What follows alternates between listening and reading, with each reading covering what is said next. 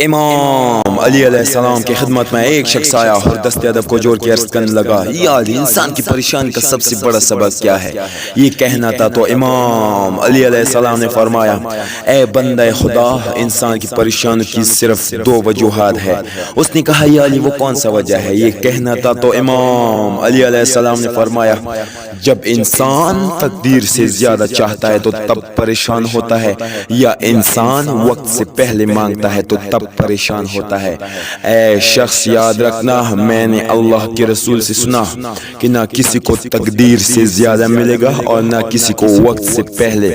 انسان کے اختیار میں یہ ہے کہ وہ اپنے فیصلے صحیح کرے اور محنت کے ساتھ اپنے مقصد کو دیکھے، اور یہ یقین اپنے وجود میں پیدا کرے کہ جس طرح بچپن میں میری ہر چھوٹی سے چھوٹی خوشی کا میری ماں خیال رکھا کرتی تھی، ویسے ہی میرے اللہ 70 ماہ سے زیادہ مجھ سے پیار کرتا ہے۔ وہ میرے محنت اور میری خوشی کو ضرور منزل دے گا۔ اللہ کی فضل و کرم سے انسان کا یہ یقین ہے، انسان کا منزل بن جائے گا، انسان کا منزل بن جائے گا۔